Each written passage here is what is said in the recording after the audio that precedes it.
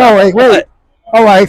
What's the question? And I'll give you an answer. What's the best feature of having the truck? Give us a summary. Well, no, the best summary for me of having the truck is the fact that I can fit my whole family in it.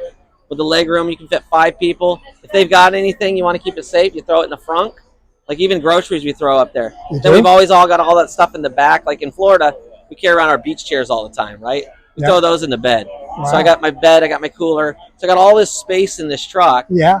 And I'm like, I don't struggle anymore. Like, are we going to strategically Tetris it into the trunk of a sedan? Right. No. Are they going to get in the car and feel like, oh, it's kind of squishy back here? The person up front's trying to stretch out with their towel?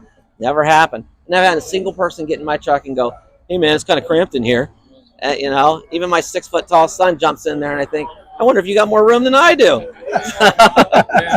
So, no, that's what I tell everybody. I'm like, I can't part with it. I can't find anything else that I could get that would check the bills, especially if occasionally a friend calls me up and says, hey, can you help me move a chair or a couch? Hey, no problem. Whoops. I'm like, hey, no problem. And same thing, like the tools that I want to keep, the valuable tools, I put it in the front. And to this day, I've never seen anybody case my car and think about breaking into the front to steal something, right?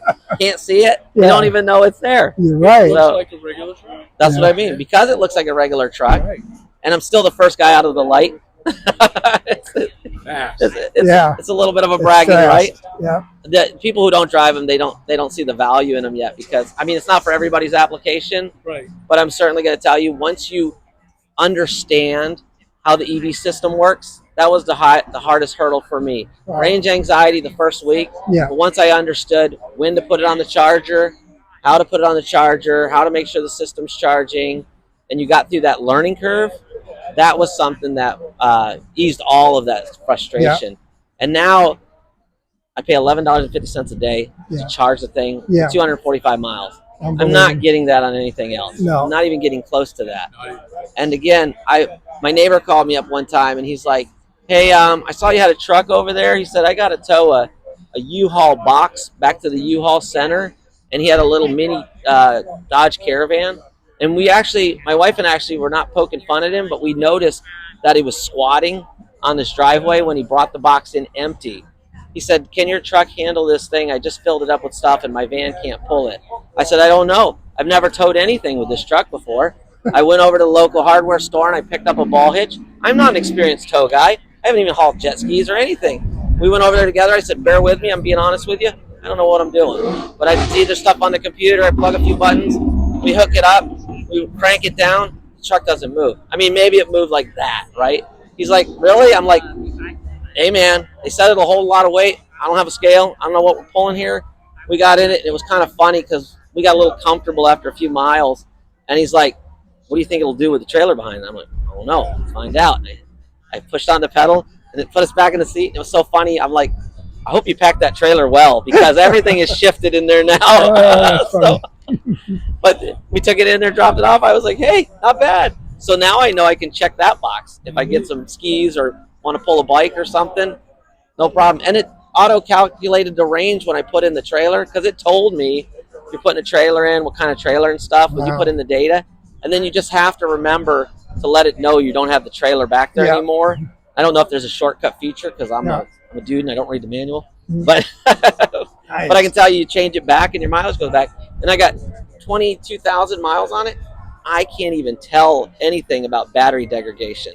That big thing about don't charge to 100%. Right. I'm not gonna lie to you guys. I charge 100% every time. You do? I don't Really? stop at 85. No. I don't panic at 20. Yeah. I just put it on my charger and I leave it there overnight. Yeah. Shuts it off when it's full. Okay. Drive it the next day. Yeah. Drive it. I've driven down to 5, 4, 3 miles a couple of times on the range.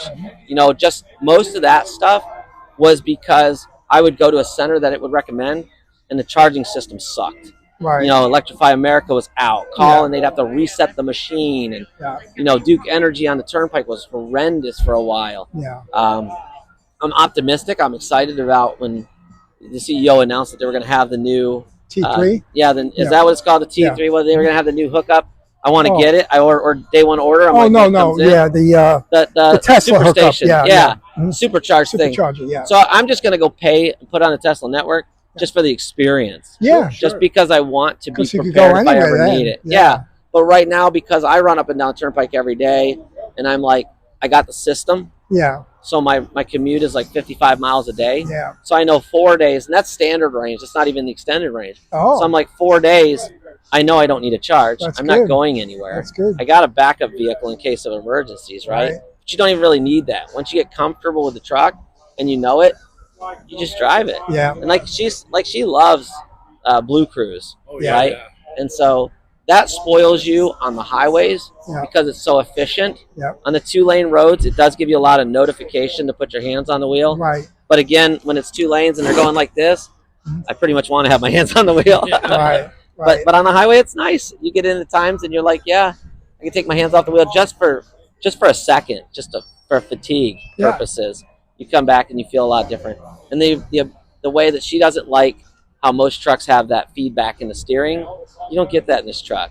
So it's butter smooth, whisper quiet, and it's a beast off the line. I mean, what are you going to tell anybody, right?